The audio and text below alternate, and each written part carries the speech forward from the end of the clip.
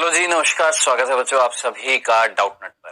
बात कर रहे हैं यहाँ पर वंशागति का आणविक आधार, जिसमें हमने आखिरी लेक्चर में पढ़ा था कि आनुवांशिक पदार्थ कौन है, डीएनए, जो हमें पता लगा था एक प्रमाण से, एक एक्सपेरिमेंट से, जो किसने किया था, हार्शे और चेज ने। आपको याद आ रहा, उन्होंने जीवाणु भोजी पर कार्य किया था।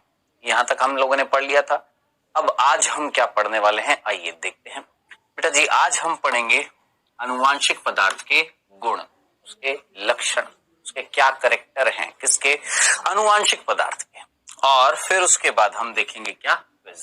आइए स्टार्ट करते हैं। किसकी बात कर रहे हैं भैया, हमारा संसार किसका, आनुवांशिक पदार्थ कौन, डीएनए के बारे में बात करने वाले हैं। आइए बात कर रहे हैं क्या, हम बोलते हैं कि भैया ये जो डीएनए जो है ये आनुवांशिक पदार्थ, आरएनए भी आनुवांशिक पदार्थ, लेकिन आरएनए आनुवांशिक पदार्थ किसमें है, विषाणु में है। बाकी इस पृथ्वी पर समस्त जीव जो मिल रहे हैं उनमें आरएनए को आनुवांशिक पदार्थ नहीं माना गया। क्यों, क्या रीजन है, कारण क्या है कि हम डीएनए को ही क्या मानते हैं आनुवांशिक पदार्थ, आरएनए को नहीं मानते, ऐसा क्या हो गया। तो कुछ ना कुछ ऐसे लक्षण होंगे जो डीएनए दर्शा रहा है, आरएनए नहीं दर्शा रहा। समझ रहे हैं मेरी बात को, मैं क्या कहना चाह रहा हूं कि ऐसे लक्षण जो डीएनए दर्शा रहा है, आरएनए नहीं दर्शा रहा। वो लक्षण जो किसके होते हैं, आनुवांशिक पदार्थ के गुण होते हैं, वो डीएनए दर्शा रहा है, आरएनए नहीं दर्शा रहा। इसीलिए हमने सीधा बोला क्या, डीएनए आनुवांशिक पदार्थ है, आरएनए आनुवांशिक पदार्थ नहीं है। किसमें, जीवों में, विषाणु को छोड़कर। इसको छोड़कर विषाणु को लगाइए साइड में। हम बात कर रहे हैं इस पृथ्वी पर मिलने वाले समस्त जीवों की। इस पृथ्वी पर जो जीव मिल रहे हैं, देखिए विषाणु जो है वो जीव नहीं है। पहली बात तो इसको नोट कर लो अभी के अभी, विषाणु को हम जीव नहीं मानते, सजीव नहीं मानते। ठीक है, सजीव का मतलब आप जानते हैं ना, 11वीं कक्षा में आपने पढ़ा था कि सजीव के क्या क्या लक्षण हैं, कि भाई वो बना होना, सबसे पहला लक्षण ही क्या होता है सजीव का, कि वो बना होना चाहिए किससे, कोशिका से। और हम जानते हैं विषाणु जो है वो कोशिका से बना हुआ नहीं है। लेकिन हम ये भी बोलते हैं कि विषाणु अगर शरीर के अंदर गया तो सजीव की तरह कार्य करता है, लेकिन शरीर के बाहर होता है तो निर्जीव की तरह कार्य करता है। पहले आइए एक बार कुछ चीजें पढ़ते हैं, समझते हैं। देखो, हम बोलते हैं भैया हमें पढ़ने आनुवांशिक पदार्थ के गुण, हम ये गुण पढ़ने वाले हैं, लेकिन उससे पहले मैं आपको कुछ चीजें बताना चाहता हूं जो जरूरी है समझना, क्योंकि कई बच्चों के ना ये कंफ्यूजन होता है कि वायरस है क्या। तो सबसे पहला बिंदु ध्यान से सुनना बेटा, इस पृथ्वी पर अगर मैं सजीवों की बात करूं तो इस पृथ्वी पर जितने भी सजीव हैं उनको हम 5 जगत में बांटते हैं, मोनेरा, प्रोटिस्टा, फंजाई, प्लांटी और एनिमेलिया। ये होते हैं सजीव। मोनेरा में प्रोकैरियोट्स आते हैं, एकल कोशिकीय।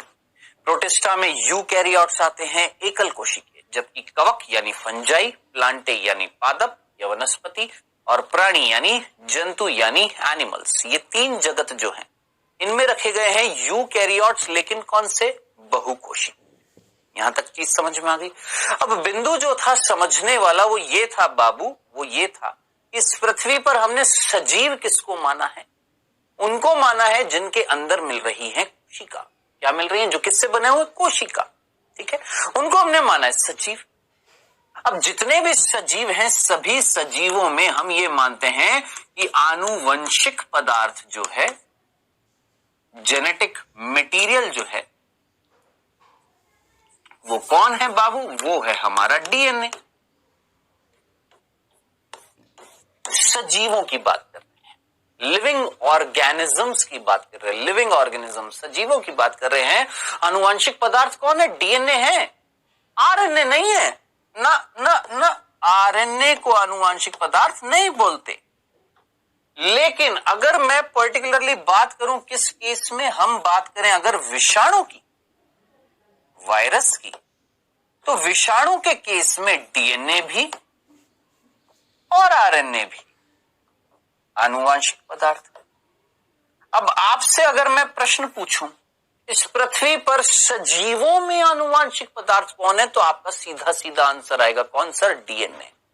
लेकिन पर्टिकुलरली वायरस की अगर मैं बात करूं, विषाणु की आपका बात करूं, तो आप आंसर देंगे सर यहां पर डीएनए भी और आरएनए भी आनुवंशिक पदार्थ है। इट मींस डीएनए तो आनुवंशिक पदार्थ है ही है, सभी में है, आरएनए भी हो सकता है, लेकिन किसमें? Only and only in virus, विषाणुओं में होता है, सजीवों में नहीं होता है।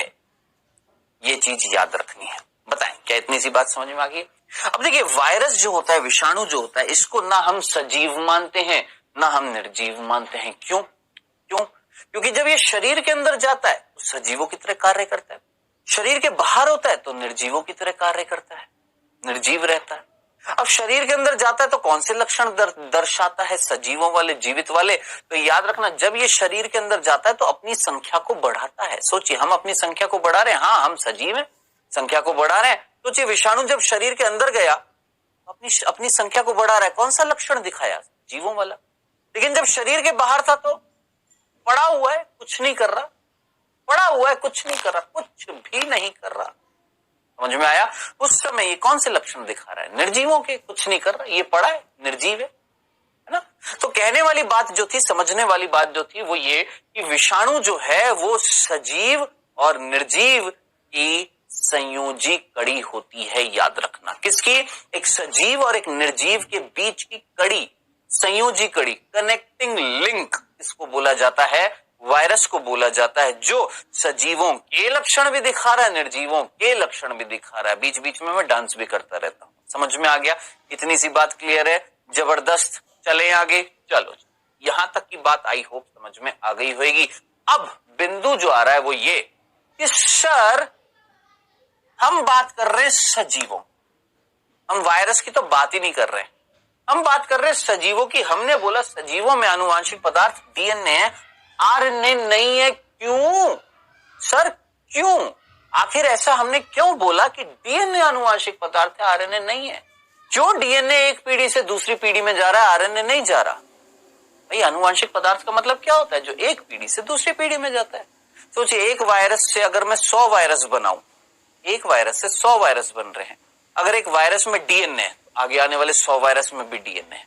एक वायरस में आरएनए, आगे आने वाले 100 वायरस में भी क्या है? आरएनए। यानी डीएनए एक वायरस से आगे आने वाली पीढ़ी में भी आ रहा है और आरएनए एक वायरस से आगे आने वाली पीढ़ी में भी आ रहा है। लेकिन यहां पर सजीवों में डीएनए आरएनए दोनों है, लेकिन अगली पीढ़ी में कौन जा रहा है? डीएनए जा रहा है, आरएनए नहीं जा रहा। ऐसा क्यों सर? सर ऐसा क्यों?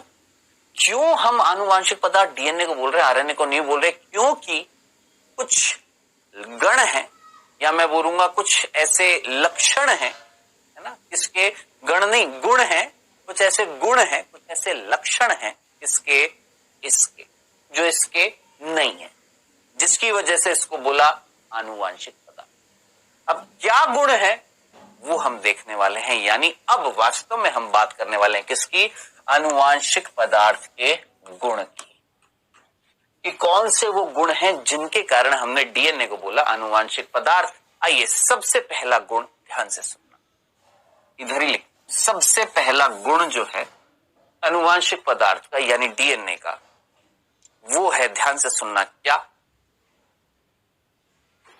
स्वयं की प्रतिकृति कर लेना। अब आप बोलेंगे सर क्या है ये? स्वयं की प्रतिकृति कर लेना। प्रतिकृति को अंग्रेजी में बोलते हैं रेप्लिकेशन।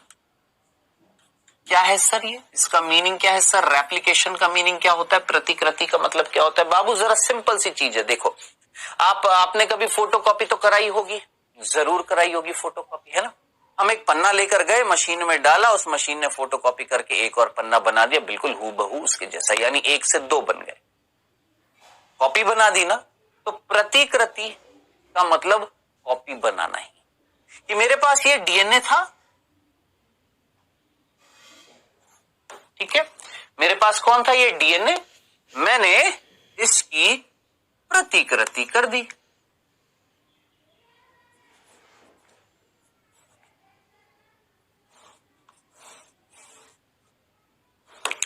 क्या कर दिया? एक डीएनए से 2 डीएनए बना दिए। सोचिए, ये प्रक्रिया क्या कहला रही है? रेप्लिकेशन ऑफ डीएनए, डीएनए की प्रतिकृति, है ना? तो प्रतिकृति का मीनिंग समझ में आ गया, सिंपल सा था, 1 से 2 कॉपी बना देना क्या कहलाता है? प्रतिकृति।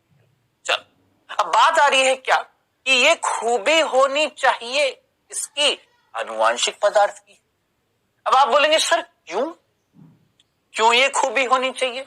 बाबू मैं आपसे एक सिंपल सी बात पूछता हूं, सिंपल सी। देखो ये एक जीव है, सपोज ये मान लो एक जीव है ए, सिंपल एक जीव है क्या ए।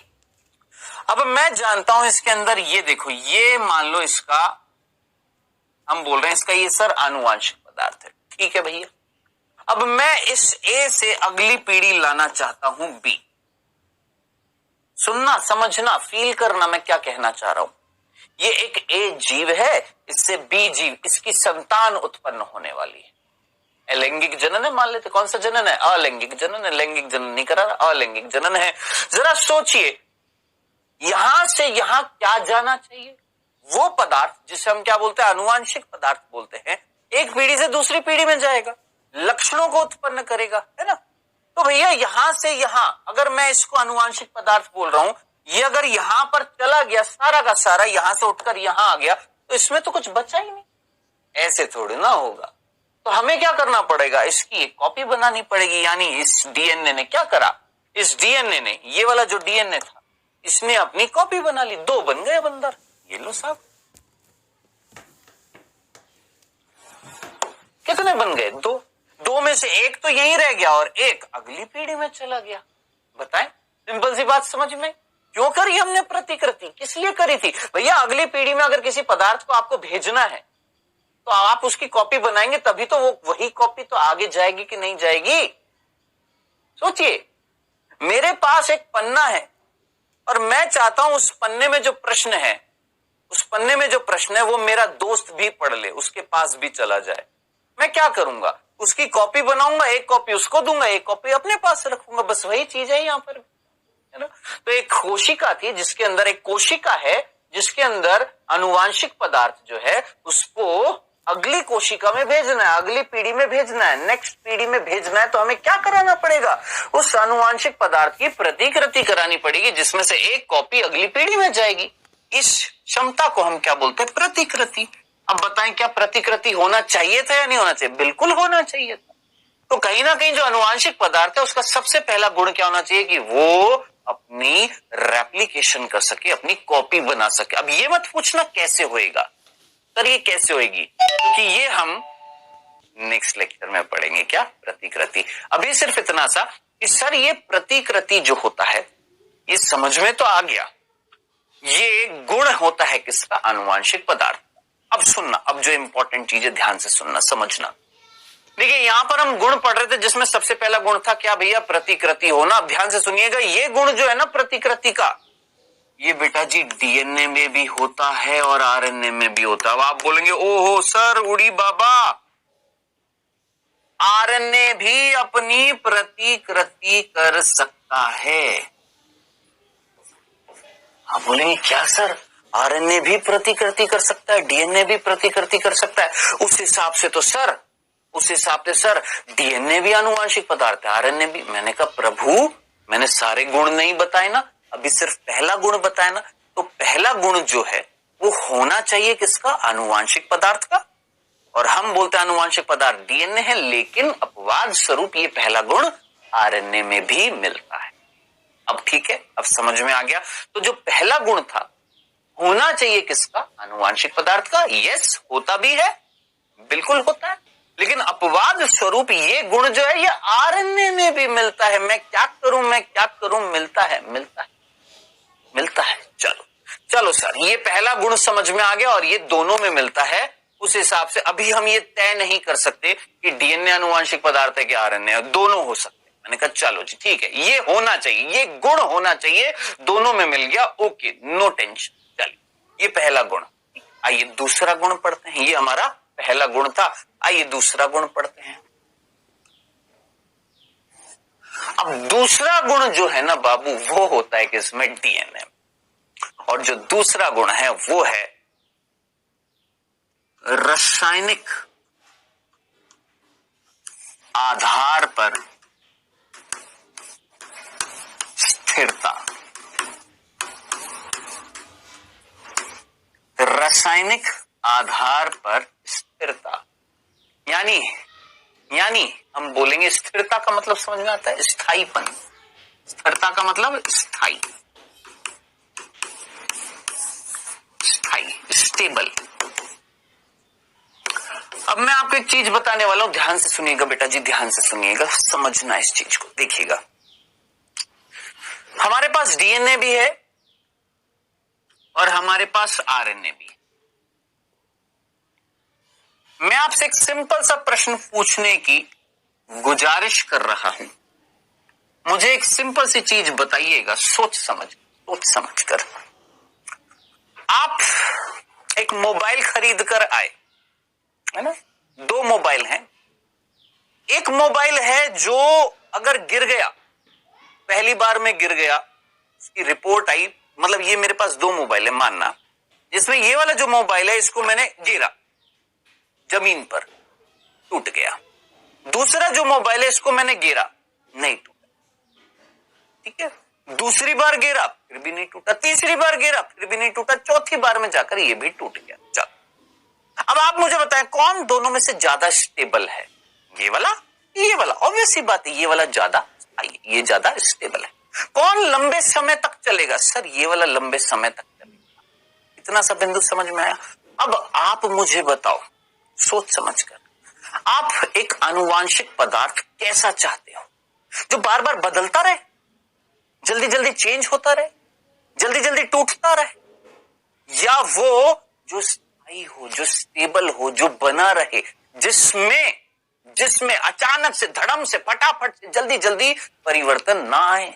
आप कैसा आनुवांशिक पदार्थ चाहते हो? एक ऐसा आनुवांशिक पदार्थ जिसमें स्टेबिलिटी हो या नहीं हो, जिसमें स्थिरता हो या नहीं हो, जिसमें स्थायीपन हो या नहीं हो, तो आप कैसा आनुवांशिक पदार्थ चाहते हैं? एक पीढ़ी से दूसरी पीढ़ी में अगर किसी पदार्थ को भेजना, आप कैसा चाहते हो? कि वो जाते समय टूट जाए या ना टूटे? ना टूटे, यानी आप कैसा आनुवांशिक पदार्थ चाहते हो? आप एक स्थिर, एक स्थायी, एक स्टेबल आनुवांशिक पदार्थ चाहते हो। अब साहब, ये स्टेबिलिटी इन दोनों में से इसमें मिलेगी। जिसमें मिल गई यानी वो वाकई हमारा हो जाएगा क्या? आनुवांशिक पदार्थ। तो मेन लक्षण जो है, मेन गुण जो है, वो है दूसरा। क्योंकि पहला गुण तो भैया दोनों में मिल रहा था, डीएनए में भी और आरएनए में भी।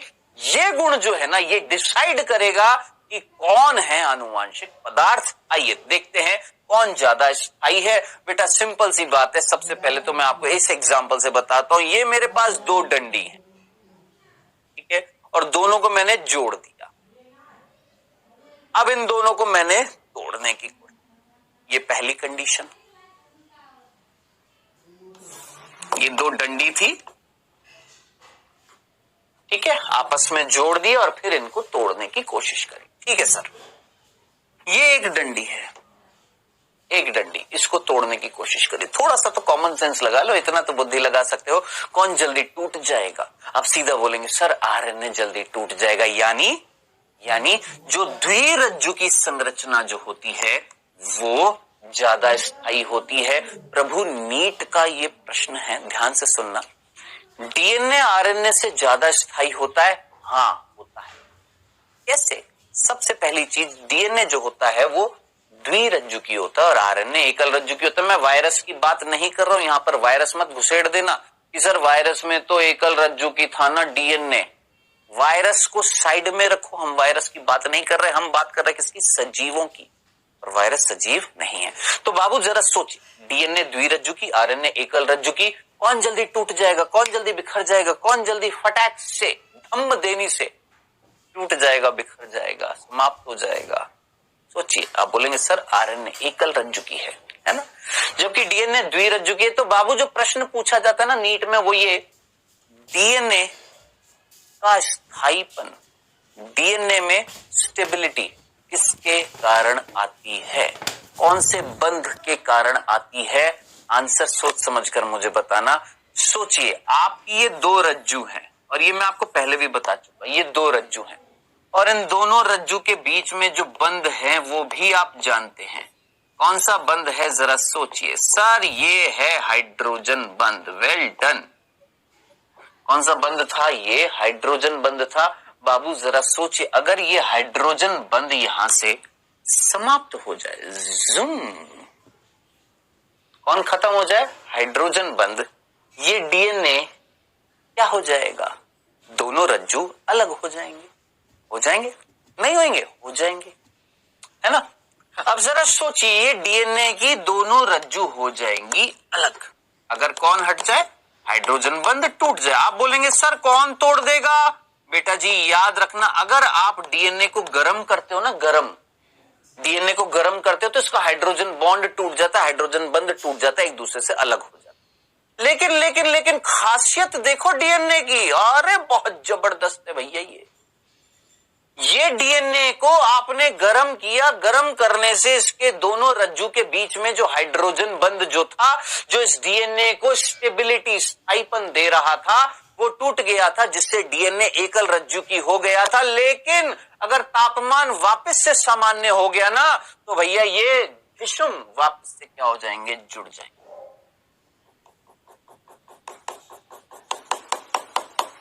है खासियत या नहीं है? सोचो, तापमान दिया, गर्म किया, डीएनए हुआ अलग, क्योंकि वो गर्म तापमान हाइड्रोजन बंध को तोड़ देता है। ठीक है सर, समझ में आ गया। लेकिन जैसे ही तापमान सामान्य होएगा, ये वापस से जुड़ जाएगा। ये है लक्षण इसका, डीएनए का। जरा सोचिए, आरएनए में तो है ही नहीं, बेचारा एकल रज्जु की, इसके सामने कुछ है ही नहीं। सोचिए, आपने गर्म करने के बाद वापस से जब सामान्य किया, वापस से डीएनए काम करने लग गया। थोड़ा सा बुद्धि लड़ाइए और सोचिए। आपको ग्रिफिथ का अगर एक्सपेरिमेंट याद आ रहा हो, ग्रिफिथ ने एस प्रभेद को गर्म किया था, याद आ रहा है? एस प्रभेद को गर्म करने से उसके डीएनए के जो हाइड्रोजन बंध थे वो टूट गए थे, यानी जीन वीन जो थे, डीएनए जो था वो काम नहीं कर रहा था। चलो सर, डीएनए एकल रज्जु की हो गया था, उसके डीएनए के जो हाइड्रोजन बंध थे वो टूट गए थे, यानी जीन वीन जो थे, डीएनए जो था वो काम नहीं कर रहा था। चलो सर, डीएनए एकल रज्जु की हो गया था, ठीक है सर। लेकिन जैसे ही उस मृत एस प्रभेद के साथ आर प्रभेद जोड़ा, आर प्रभेद रखा, तो ये जो एकल रज्जु की डीएनए के जो रज्जु थे ना, ये जैसे ही उस आर प्रभेद के अंदर गए, सब जुड़ गए और डीएनए काम करने लग गया। सोचिए, ये थी कहानी। अब जरा सोचिए, कौन है ज्यादा स्टेबल, डीएनए या आरएनए? ये ज्यादा स्टेबल है। समझ में आया? तो इतना सा बिंदु मेरे ख्याल से आपको समझ में आ गया होगा कि डीएनए और आरएनए में से ज्यादा स्थायी कौन है? डीएनए है। क्यों? क्योंकि द्विरज्जु है, और ये द्विरज्जु किसके कारण है? हाइड्रोजन बंध। तो घुमा फिराकर सारी कहानी आकर अटकती है किस पर? ये है, ये बीच में ये जो बंध है ना, ये है मेन उत्तरदायी डीएनए की स्टेबिलिटी के लिए। अगर ये नहीं होता फिर डीएनए का कोई अस्तित्व ही नहीं होता। ये है, इस वजह से है कौन? डीएनए। आया समझ में? तो पहला लक्षण जो डीएनए को आरएनए से ज्यादा स्थिर बना रहा है वो है क्या? हाइड्रोजन बंध। चलो जी, पहला लक्षण क्या? हाइड्रोजन बंध की उपस्थिति। किसको स्थायी बना रही है? डीएनए को स्थायी बना रही है, और आरएनए में तो है ही नहीं, इसलिए वो स्थायी नहीं है। पहली चीज। दूसरा अंतर, ध्यान से सुनना। आपको याद आ रहा है डीएनए में शर्करा कौन सी थी और आरएनए में शर्करा कौन सी थी? याद जल्दी से। आप बोलेंगे सर याद है सर, राइबोज शर्करा थी यहाँ पर, डीऑक्सी राइबोज शर्करा थी यहाँ पर। सूत्र याद है आपको? तो या उसका चित्र याद है? आप में से कितने बच्चों को याद है इस तरीके से था?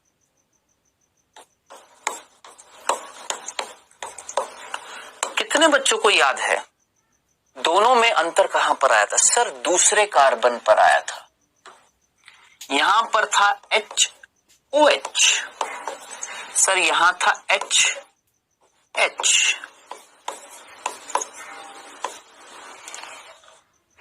सर यहां पर हाइड्रोक्सिल समूह है,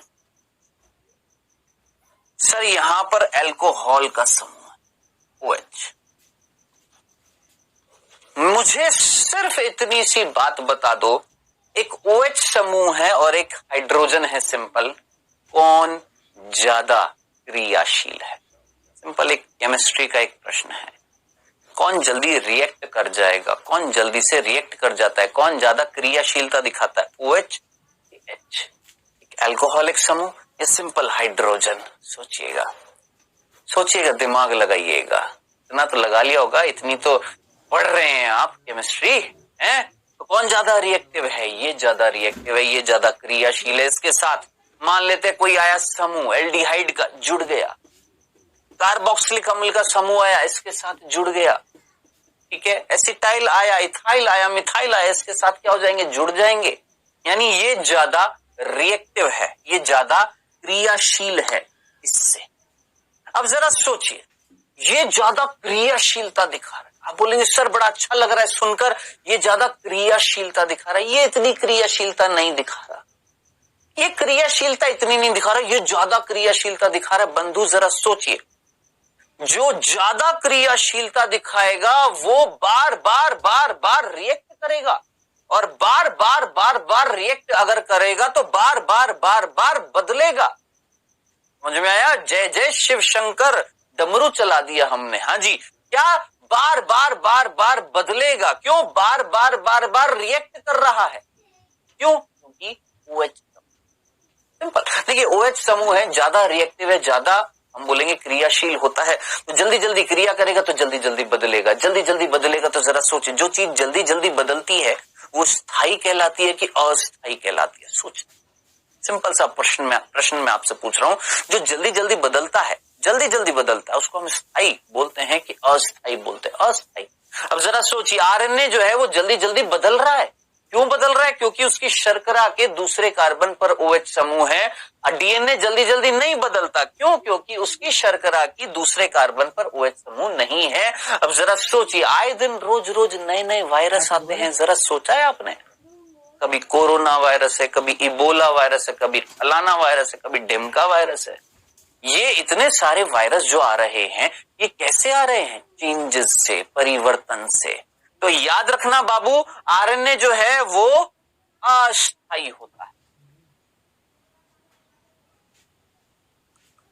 कैसा होता है? अस्थायी होता है, जबकि डीएनए स्थायी होता है। आपसे कोई पूछे डीएनए स्थायी क्यों है, तो आपके पास दो ऑप्शन है बताने के। पहला ये कि डीएनए जो होता है वो द्विरज्जुकी होता है, उसमें हाइड्रोजन बंध होता है जो स्थायीपन लेकर आता है। जो अगर टूट भी जाए ना, अगर दोनों डीएनए की रज्जु अगर टूट भी जाए, अलग भी हो जाए, लेकिन अगर वापस पास पास लाया जाए तो फिर से जुड़ जाती है।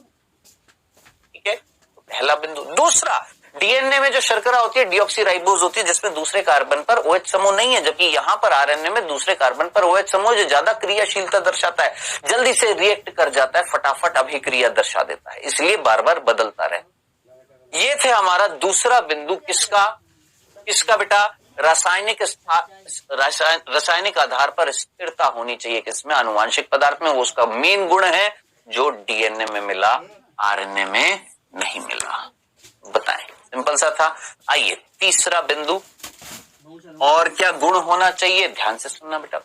तीसरा गुण होना चाहिए, बस सिंपल से 4 गुण है। तीसरा गुण जल्दी से देखते हैं। देखिए, आनुवांशिक पदार्थ में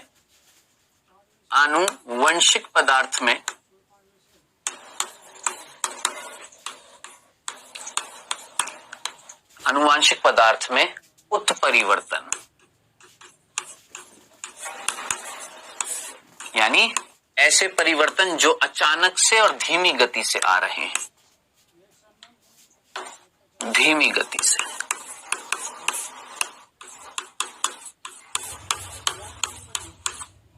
धीमी गति से जो परिवर्तन आएंगे, धीमी गति से परिवर्तन जो अचानक से आएंगे, क्या कहला रहे हैं? म्यूटेशन, उत्परिवर्तन।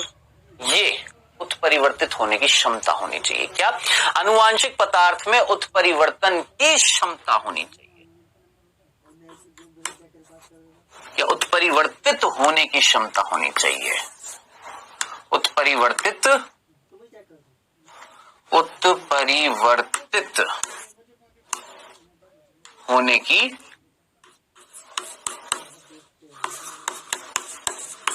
होने की क्षमता होनी चाहिए।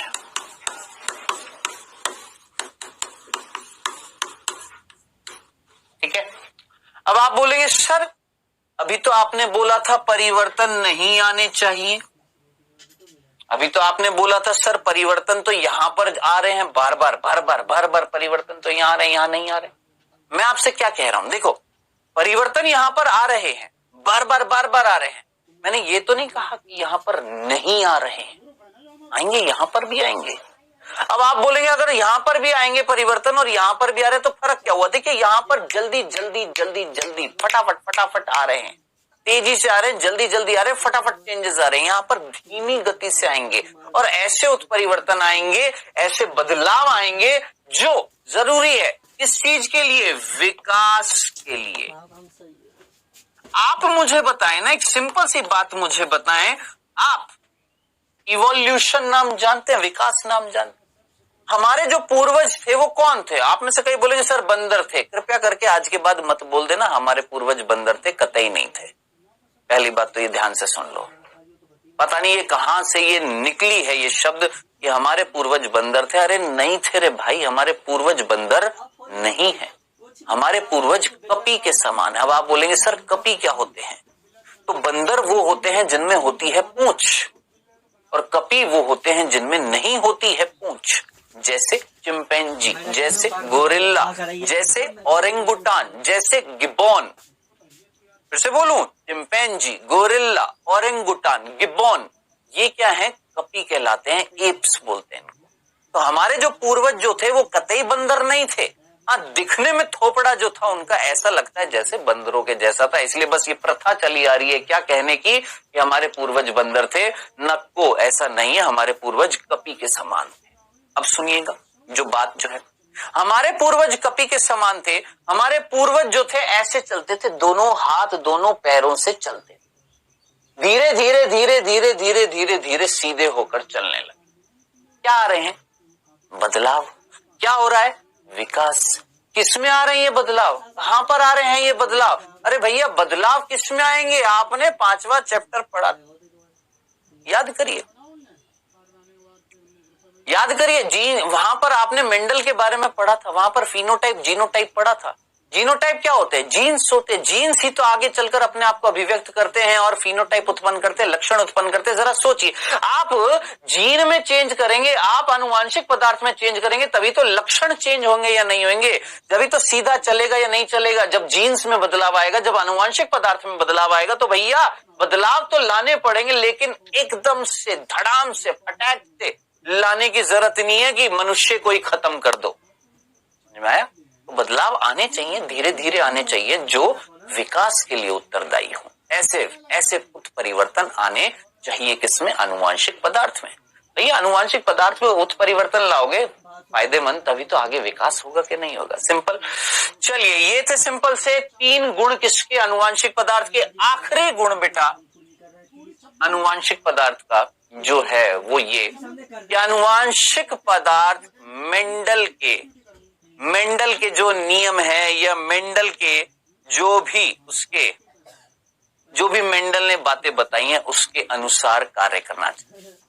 समझ रहे हैं क्या?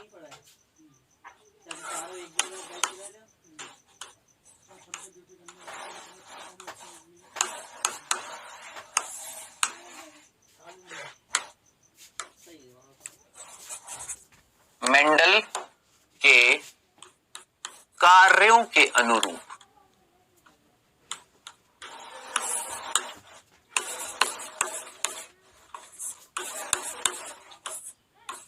कार्य करना चाहिए। मेंडल के कार्यों के अनुरूप क्रियाशील होना चाहिए।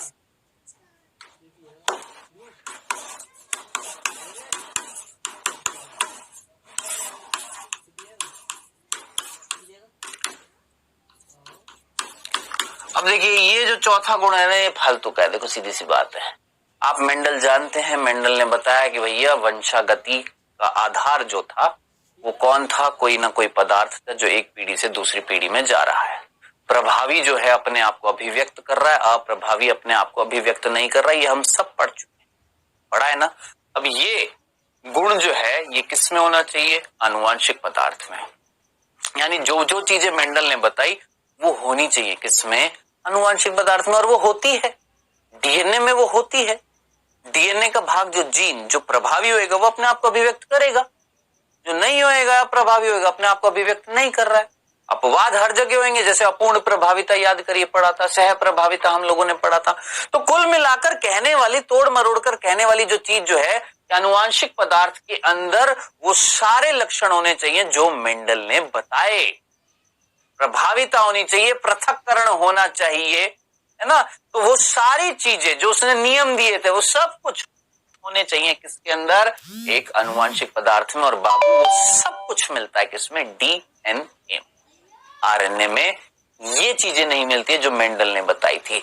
आरएनए में परिवर्तन धीमी गति से नहीं आते, बहुत तेज गति से आते हैं। आरएनए स्थायी नहीं होता, कैसा होता है, अस्थायी होता है। लेकिन आरएनए में ये जो पहला गुण था ना, ये जरूर मिल रहा था।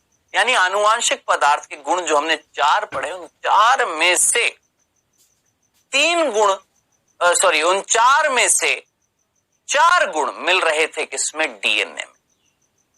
लेकिन एक गुण भी मिल रहा था किसमें, आरएनए में। वो था क्या, स्वयं की प्रतिकृति करने की क्षमता रखना, जो आरएनए में भी होता है। ये था बेटा जी आज का हमारा ये संपूर्ण लेक्चर बच्चों, जिसमें हम लोगों ने बात करी है एक आनुवांशिक पदार्थ का गुण क्या क्या होना चाहिए। अब वैसे अगर देखा जाए हमारी बुक में, तो अगला जो टॉपिक आता है वो आता है आरएनए संसार। अगला टॉपिक क्या आता है, आरएनए संसार आता है। लेकिन जिसको हम आरएनए वर्ल्ड बोलते हैं, लेकिन इस टॉपिक को मैं नहीं चाहता कि आप यहां पर समझे। क्यों? क्योंकि इस टॉपिक में बता रखा है कि जब पृथ्वी की उत्पत्ति हुई थी तब उस पृथ्वी पर पहला आनुवांशिक पदार्थ आरएनए था, बाद में हम बोलते हैं डीएनए, तो वो माथा घोच-पोच हो जाएगा। इसको मैं आपको बताऊंगा कौन से चैप्टर में, विकास में, क्योंकि वहां पर आपको अच्छे से समझ में आएगा। जब हम जीवन की उत्पत्ति देखेंगे, पृथ्वी की उत्पत्ति देखेंगे, इस पृथ्वी पर कितने साल पहले जीव आए थे, इस जो सबसे पहले आनुवांशिक पदार्थ कौन रहा था, क्या वो डीएनए था या आरएनए था, वहां पर आपको समझ में आएगा। इस पृथ्वी पर जो पहला आनुवांशिक पदार्थ था वो कौन था, आरएनए था। और आरएनए जब उन जीवों में मिल रहा था तो ऐसा संसार क्या कहलाता था, आरएनए संसार कहलाता था। तो वो चीज हम विकास वाले चैप्टर में पढ़ेंगे जो ज्यादा डिटेल में है, यहां पर इतना डिटेल में भी नहीं बता रखी है। क्यों हम बोलेंगे कि आरएनए आनुवांशिक पदार्थ था, डीएनए क्यों नहीं? क्यों हम आज बोलते कि आज डीएनए आनुवांशिक पदार्थ है, आरएनए आनुवांशिक पदार्थ नहीं है? आज की डेट में तो आपको समझ में आ गया कि जो 4 गुण जो मैंने बताए हैं वो किस में मिल रहे हैं, डीएनए में मिल रहे थे। आरएनए में केवल एक मिल रहा था, कौन सा, प्रतिकृति करना, है ना। समझ में आया? तो कुल मिलाकर बात आएगी कि आरएनए संसार आज का नहीं है, बहुत पहले, करोड़ों साल पहले का है, जब आनुवांशिक पदार्थ कौन हुआ करता था, आरएनए हुआ करता था। तो ये हम पढ़ेंगे कब, विकास चैप्टर में आराम से। जैसे याद आ रहा है बचपन में ये देखने के बाद है ना, मेरे को ये बचपन की याद आ जाती है। याद आ रहा है बचपन में दूरदर्शन देखा करते थे, गोल गोल सा लोगो आता था, बार बार घूमता था। बस उसी तरीके से ये भी बार बार घूम रहा है। कौन है मेरे भाई, डीएनए। ठीक है, तो हम बात करने वाले हैं डीएनए की क्या, प्रतिकृति। आखिर क्या होता है प्रतिकृति, आखिर क्या होता है रेप्लिकेशन। ठीक है, एक सिंपल से मीनिंग से बोलूं तो रेप्लिकेशन या प्रतिकृति का मतलब होता है क्या, कि जब एक अनुवांश, हम यहाँ पर डीएनए की बात करें, डीएनए की प्रतिकृति, आरएनए की नहीं बात करें, किसकी बात करें, डीएनए की। तो डीएनए की प्रतिकृति का मतलब है जब डीएनए अपनी ही एक कॉपी बनाता है ना, अपनी ही एक क्या बनाता है, एक प्रतिरूप बनाता है। तो उस प्रक्रिया को हम क्या बोलते हैं, डीएनए की प्रतिकृति। सिंपल शब्द में बोला कि ये एक डीएनए है, इसने अपनी एक कॉपी बना ली, दैट इज प्रतिकृति, उसे हमने रेप्लिकेशन बोला। क्यों कराया गया था, ये पिछले लेक्चर में मैंने आपको बता दिया कि प्रतिकृति क्यों होती है। ठीक है, कि भैया एक कोशिका है जिसके अंदर डीएनए, अब उस कोशिका से नई कोशिका बननी है, तो जो नई कोशिका है उसके अंदर भी तो भेजना है डीएनए। तो जो जनक कोशिका है उसने अपने डीएनए की एक कॉपी बनाई, एक अपने पास रखी, एक अगली कोशिका में भेज दी। समझ में आया? इसलिए डीएनए क्या होती है, प्रतिकृति होती है। और अगर सोचिए आनुवांशिक पदार्थ नहीं होता एक कोशिका में तो अगली कोशिका नहीं आ पाती। तो जरा सोचिए, नई पीढ़ी का निर्माण करने के लिए उसकी प्रतिकृति का होना, उस आनुवांशिक पदार्थ की प्रतिकृति का होना अनिवार्य है। समझ में आया कि एक मैं हूं, ठीक है, मेरे से जो अगली पीढ़ी आएगी उसके अंदर मुझे कुछ भेजना है ना, तो उसके अंदर अगर कुछ भेजना है, अनुवांशिक पदार्थ को भेजना है, तो मेरा अनुवांशिक पदार्थ क्या करेगा, प्रतिकृति करेगा। जब वो प्रतिकृति कर लेगा तो एक कॉपी उसके अंदर चली जाएगी, एक मेरे अंदर रह जाएगी, खत्म, खल्लास, इतनी सी बात। ठीक है, बात तो समझ में आ गई सर। प्रतिकृति रेप्लिकेशन का मतलब होता है क्या, जब अनुवांशिक पदार्थ अपनी ही एक प्रतिरूप बनाता है, अपनी ही एक कॉपी बनाता है, उस प्रक्रिया को हम बोलते हैं रेप्लिकेशन। ठीक है, बात आ रही है ये रेप्लिकेशन को सर्वप्रथम बताया किसने, किसने सबसे पहले बताया कि डीएनए प्रतिकृति करता है। तो सोचिए, दिमाग लगाएं, डीएनए की द्विकुंडलित संरचना जो थी, डीएनए की जो द्विकुंडलित संरचना थी, उसका मॉडल किसने दिया था। आप बोलेंगे सर 1953 में दिया था, किसने, वॉटसन और क्रिक ने। बाबू उन्होंने ही, किसने, वॉटसन और क्रिक ने ही सबसे पहले डीएनए की प्रतिकृति करता है, डीएनए प्रतिकृति करता है, ये बताया। समझ रहे हैं क्या कि डीएनए जो है वो प्रतिकृति करता है, डीएनए अपनी कॉपी बनाता है। ये सबसे पहले किसने बताया था, वॉटसन और क्रिक ने कुछ कथन दिया था, एक बार देख लेते हैं, ध्यान से देखिएगा। ये कथन देखिए, ये किसने दिया, 1953 में वॉटसन और क्रिक ने दिया है।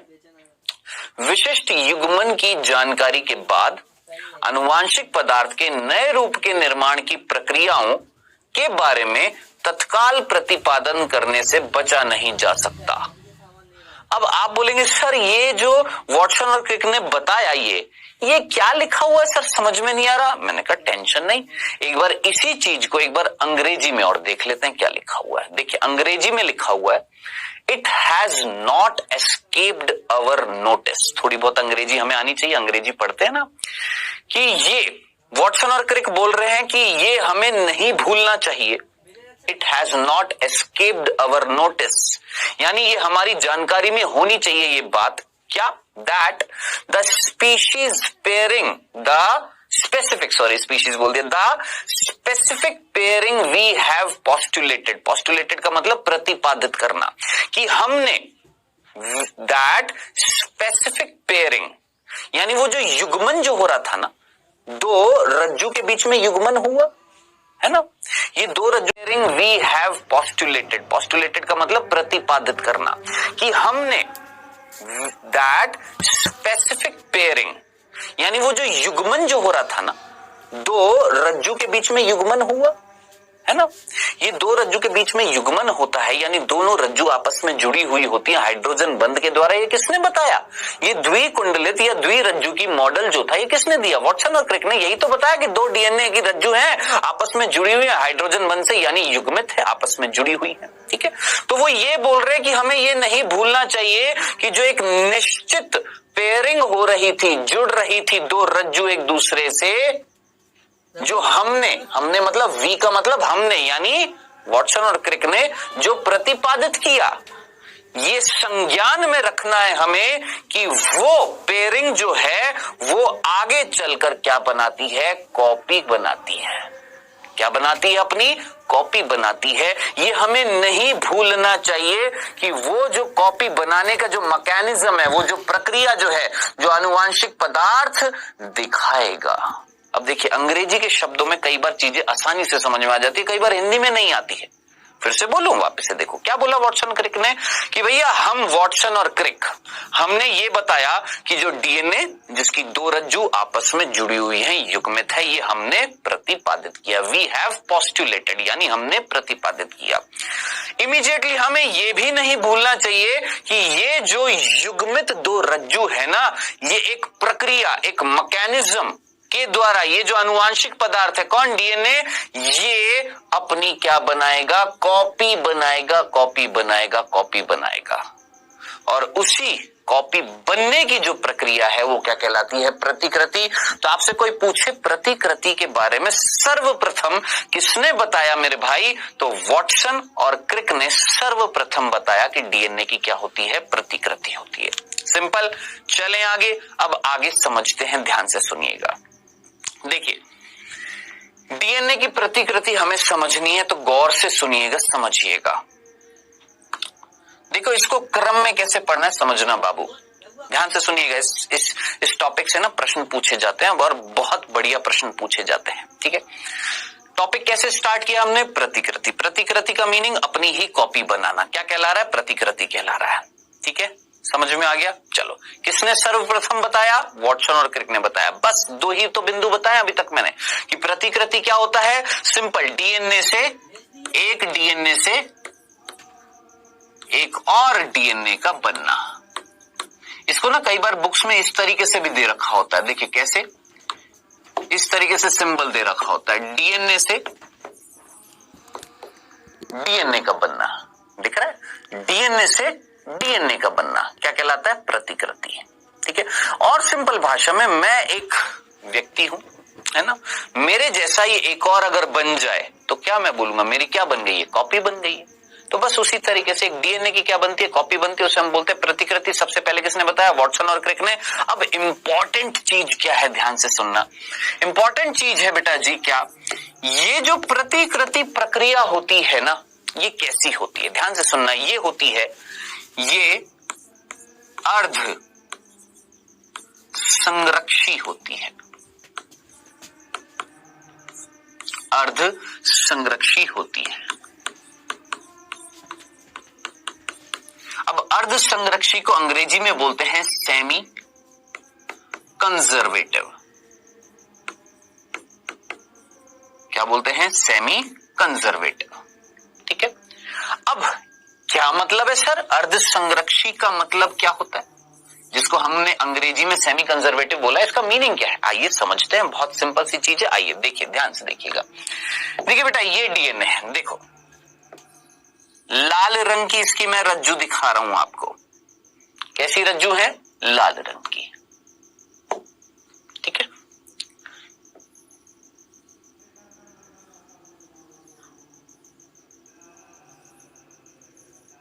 कैसी रज्जू है? लाल रंग की।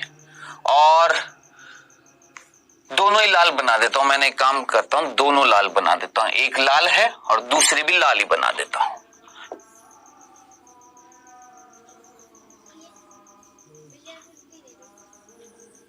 चलो जी, ये हमारा डीएनए। ठीक है, अब ये डीएनए आपस में, इसकी दोनों रज्जू जुड़ी हुई है। आप अच्छे तरीके से जानते हैं किससे जुड़ी रहती हैं सर? हाइड्रोजन बंध से जुड़ी रहती है। ठीक है, अब हमने क्या करा, हमने देखा अर्ध संरक्षी का मीनिंग देख रहे हैं। अर्ध संरक्षी का मतलब क्या होता है? ये दोनों रज्जू को हमने, जैसे एक होता है ना, मेरे पास अगर है नहीं तो मैं आपको दिखाता। एक काम करना, दो धागे लेना और उन दोनों धागों को एक दूसरे से इस तरीके से जोड़ देना, कुंडलित कर देना, जुड़ जाएंगे।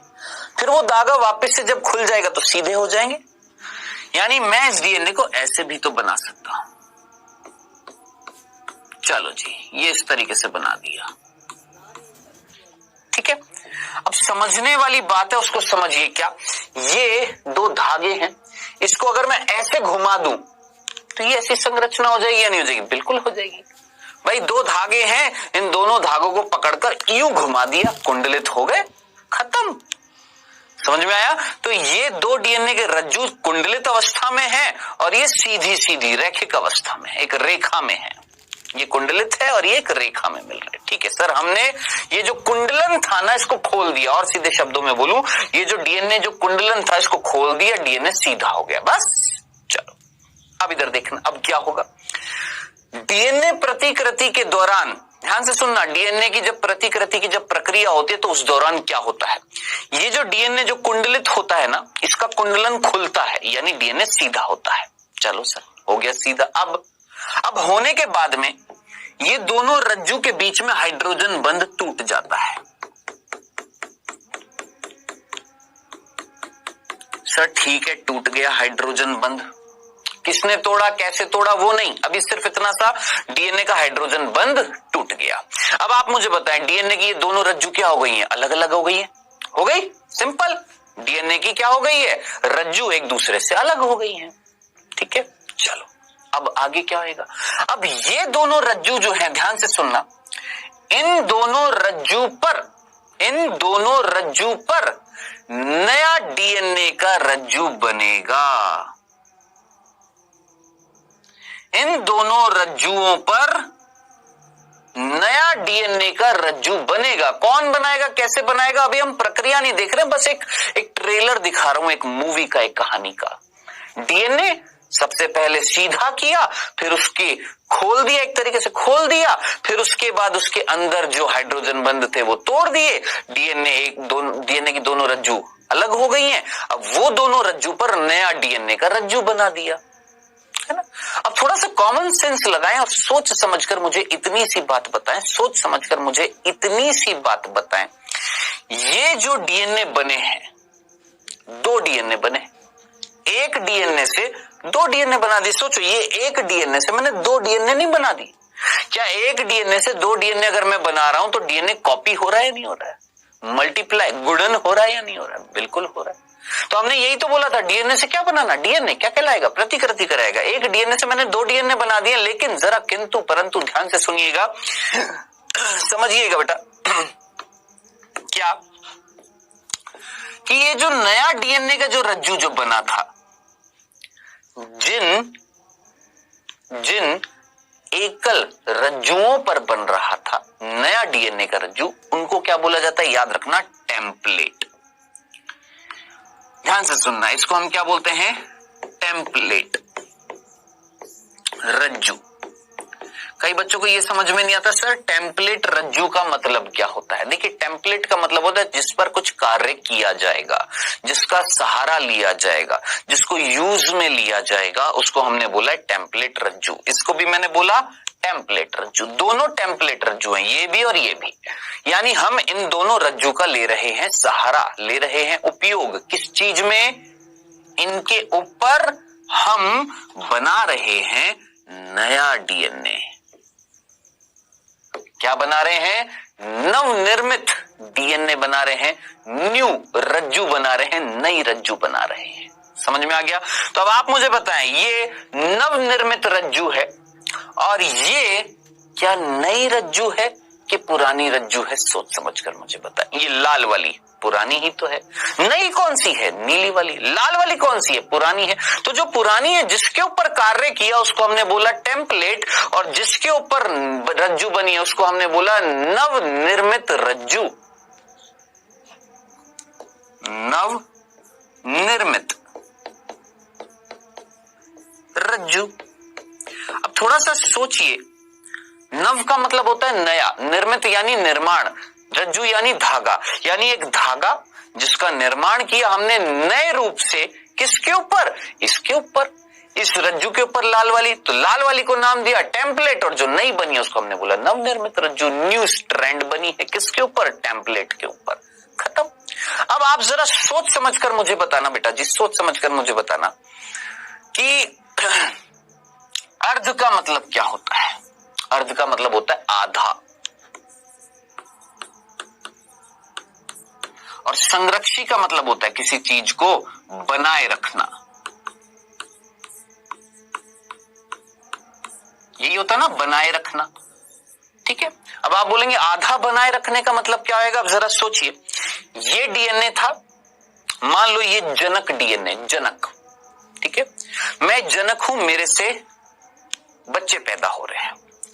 मैं जनक हूं, मेरे से 2 बच्चे पैदा हुए। ये एक जनक डीएनए जिससे 2 बच्चे पैदा हो रहे हैं, ठीक है। लेकिन इस बच्चे में और इस बच्चे में आधा भाग पिता का यानी जनक का आ रहा है या नहीं आ रहा। आधा भाग, जरा सोचिए, 2 का आधा क्या होगा, 1। अब जरा सोचिए, 2 रज्जू थी जिसमें से एक रज्जू किसकी है, जरा सोचिए, खुद सोचिए, पुराने डीएनए की, जनक डीएनए की है। इसमें भी एक रज्जू किसकी है, जनक डीएनए की है। अब 2 में से एक रज्जू अगर जनक की है और एक नहीं है, तो क्या मैं ये नहीं बोल सकता इस नए डीएनए में आधा भाग किसका है, पुराने डीएनए का, यानी जनक डीएनए का है या नहीं है। तो आधा भाग अगर जनक का आ रहा है, यानी आधा भाग बना हुआ है, बन रहा है नया भाग। मतलब कुल मिलाकर ये सोचो कि ये बेटा नया डीएनए है, इस नए डीएनए के अंदर आधा भाग तो नया बना है और आधा भाग जो है वो पुराने से आ रहा है। तो पुराने वाले डीएनए का यानी जनक डीएनए का भाग आ रहा है किसमें, नए डीएनए में। 50% भाग किसका है, जनक डीएनए का 50% भाग क्या है, नया है। तो क्या मैं ये नहीं बोलूंगा कि जब प्रतिकृति होती है तो जनक डीएनए से जब नए डीएनए बनते हैं तो हर नए डीएनए में आधा भाग संरक्षित होता है किसका, जनक का, और आधा भाग नया बनता है। बताओ इतनी सी बात समझ में आई या नहीं आई? सिंपल सा था। फिर से बोलूं, वापस से सुनो, फिर से सुनो, ध्यान से सुनो। हम यहाँ पर पढ़ रहे हैं डीएनए की प्रतिकृति। प्रतिकृति का मतलब क्या? अच्छा, इसको मैं एक काम करता हूं, एनिमेशन से दिखाता हूं। पहले देखो, ये हमने पढ़ लिया था, वॉटसन और क्रिक ने दिया था। इसको देखो जरा, दिख रहा है एक डीएनए, 1 से 2, 2 से 4, 4 से 8, 8 से 16, 16 से 32, इस तरीके से बढ़ते जा रहे हैं। ठीक है, अब एक और देखो, एक और देखो, इसको भी देखो, इसको भी देखो। ये देखिए, ये दो रज्जू थी डीएनए की, नीली नीली। इनमें अब लाल लाल लाल लाल लाल लाल नई रज्जू बन रही है। फिर से वापस से देखो, ये दो नीली नीली थी, खुल गई और इसके अंदर लाल लाल लाल लाल बन रही है। फिर से देखो, नीली नीली जिसके अंदर लाल लाल लाल लाल लाल लाल बन रही है। जरा खुद सोच समझकर मुझे बताएं, दिमाग लगाएं। क्या ये जो चीज मैंने आपको यहां पर बताई, क्या कि ये डीएनए, ठीक है, सबसे पहले ये डीएनए में हाइड्रोजन बंध टूट जाएगा, डीएनए एकल रज्जु की हो जाएगा। इसमें अब ये जो दोनों रज्जु जो थे, ये लाल लाल लाल लाल जो रज्जु जो हैं, ध्यान से देखना, ये जो लाल लाल लाल लाल रज्जु हैं, ये लाल इसी के तो थे। ये दोनों लाल किसके हैं, इस जनक के ही तो हैं। अब हमने क्या किया भैया, इसके इन दोनों एकल रज्जु जो थे, जिन पर काम किया, हमारा शरीर काम कर रहा है, हमारा डीएनए काम कर रहा है। क्या काम कर रहा है, इनके ऊपर नया डीएनए बना रहा है। सिंपल। क्या बना दिया सर, ये नया डीएनए बना दिया। सर ये नया डीएनए बना दिया, नवनिर्मित डीएनए। तो जिन रज्जुओं पर बनाया गया उनको बोला टेम्पलेट, और जो नया बना है वो नवनिर्मित। अब जरा सोचिए, इस पूरे डीएनए को देखो, सिंपल, खुद देखो, ये नया डीएनए है, मतलब न्यूली फॉर्म्ड है ना। एक डीएनए से 2 डीएनए बन गए, रेप्लिकेशन हो गया। अब ये जो डीएनए बने हैं, इनमें आधा भाग किसका दिखाई दे रहा है, लाल वाले का नहीं दिखाई दे रहा, और आधा भाग नया है। कौन सा है, नीला है। तो क्या मैं ये नहीं बोल सकता कि जब प्रतिकृति होती है तो जो जनक डीएनए है उसका आधा भाग नए डीएनए के अंदर रहता है। यह नवनिर्मित डीएनए तो बनता ही है, उसके साथ आधा भाग किसका होता है, जनक का होता है। यानी अर्ध संरक्षण हो जाता है किसका, डीएनए का प्रतिकृति के दौरान। अब बताओ, क्या ये इतनी सी बात समझ में आ गई है? तो मेरे ख्याल से ये चीज क्लियर हो गई होगी कि डीएनए प्रतिकृति कैसी होती है, अर्ध संरक्षी होती है। जब एक नए डीएनए का निर्माण होता है तो उस नए डीएनए में एक रज्जू तो नवनिर्मित होती है और एक रज्जू पुराने डीएनए की होती है, जनक डीएनए की होती है। इसीलिए हम इसको क्या बोलते हैं, सेमी कंजर्वेटिव। सेमी का मतलब होता है आधा, कंजर्वेटिव का मतलब होता है संरक्षित करना, प्रिजर्व करना, सुरक्षित करना, बनाए रखना। तो आधा भाग जो था वो पुराने डीएनए का बना हुआ है ना, प्रिजर्व हो गया, कंजर्व हो गया, और आधा भाग हमने बनाया है। खत्म, इतनी सी बात थी। ये था क्या, अर्ध संरक्षण का मीनिंग। ठीक है। अब बेटा जी यहाँ पर ये सारी चीज मैंने आपको बता दी, ये डायग्राम बता दिया। इस एनिमेशन से ये पता लग रहा है प्रतिकृति का मतलब है एक डीएनए, उससे 2, 2 से 4, 4 से 8, 8 से 16, इस तरीके से बढ़ता जा रहा है। क्या हो रहा था, होता जा रहा है, रेप्लिकेशन, प्रतिकृति हो रही है। किस तरीके से होती है, मैंने कुछ दिखाने की कोशिश करी। इस तरीके से ये हो रहा है, नया रज्जु लाल रंग का अंदर बन रहा है, नीला वाला क्या कहला रहा है, टेम्पलेट कहला रहा है। ठीक है, तो ये तो हो गई बात। अब जरा सोचिए, मैंने प्रतिकृति में अभी तक आपको सिर्फ 3 बिंदु बताए हैं। क्या बताए हैं, मात्र 3 बिंदु बताए हैं। कौन कौन से? सबसे पहला कि भैया प्रतिकृति जो होता है उसका मीनिंग बताया। दूसरा, प्रतिकृति जो है उसको सबसे पहले किसने बताया, उन्होंने, वॉटसन और क्रिक ने। ठीक है। तीसरा, प्रतिकृति जो होती है वो अर्ध संरक्षी प्रक्रिया होती है। क्या बोला? प्रतिकृति कैसी होती है? अर्ध संरक्षी होती है। जो न्यू डीएनए बनेगा उस न्यू डीएनए के अंदर, नए डीएनए के अंदर आधा रज्जू तो पुराने डीएनए का है और आधा रज्जू, आधा मतलब एक रज्जू जो है, दो रज्जुओं में से एक रज्जू किसका है? जनक का है और एक नया बना है। खत्म, इतनी सी बात। समझ में आ गया? तो ये था बेटा जी सिंपल सी बात। अब टॉपिक क्या आ रहा है? अब आता है टॉपिक क्या कि सर जो आपने प्रतिकृति की प्रक्रिया बताई कैसी होती है? अर्ध संरक्षी होती है। कैसी होती है? अर्ध संरक्षी होती है। इसका प्रमाण किसने दिया? इसका प्रमाण किसने दिया? इसको प्रूफ किसने किया कि ये डीएनए की जो प्रक्रिया जो होती है प्रतिकृति वो अर्ध संरक्षी होती है? ये किसने प्रूफ किया?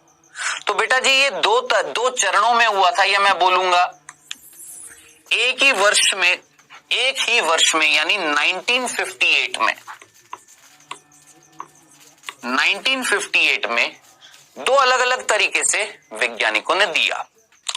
1958 में ही दो वैज्ञानिकों के कार्यों के फलस्वरूप हुआ, या मैं बोलूंगा तीन वैज्ञानिक, जिसमें से दो एक साथ थे और एक अकेला था। कौन कौन? देखिए, पहले किसने प्रमाण दिया? पहले। और बाद में किसने दिया? ये भी बात है।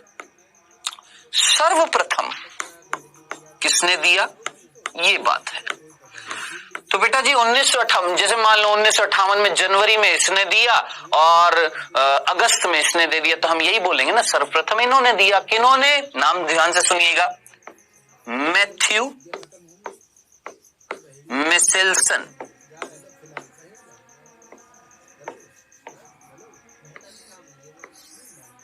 कौन बेटा जी? मैथ्यू मिशेल्सन और फ्रैंकलिन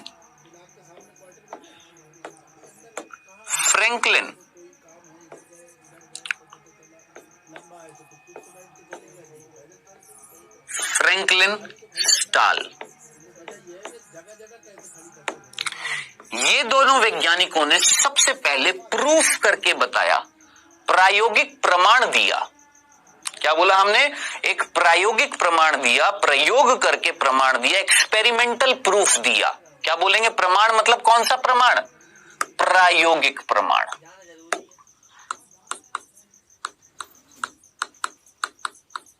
प्रायोगिक प्रमाण का मतलब प्रयोग करके, एक्सपेरिमेंट करके प्रूफ दिया था, एक्सपेरिमेंटल प्रूफ दिया था, प्रायोगिक प्रमाण दिया था। किसने? मैथ्यू मिशेल्सन और फ्रैंकलिन स्टाल ने। किस पर काम करके? ये भी इंपॉर्टेंट है। इन्होंने काम किया था किस पे बेटा जी? एक जीवाणु पर जिसका नाम है ई कोलाई। ई कोलाई पर कार्य किया। ई कोलाई कौन है? जीवाणु है, लिख लीजिएगा। ई कोलाई कौन है? जीवाणु है। ठीक है, इस पर कार्य किया था। किसने? मैथ्यू मिशेल्सन और फ्रैंकलिन स्टाल ने। ठीक है, और प्रूफ करके सर्वप्रथम बताया कि डीएनए का जो प्रतिकृति होती है वो कैसी होती है? अर्ध संरक्षी होती है। अब इन्होंने क्या किया वो बताऊंगा, लेकिन उससे पहले बाद में किसने किया ये भी जरूरी है। तो बेटा जी बाद में मतलब उसी वर्ष में बाद में एक और वैज्ञानिक जिसका नाम है टेलर। क्या नाम है? टेलर। इन्होंने किसने? टेलर ने भी क्या दिया? प्रायोगिक प्रमाण दिया। लेकिन इन्होंने किस पर कार्य किया बाबू? इन्होंने कार्य किया था विसिया फाबा,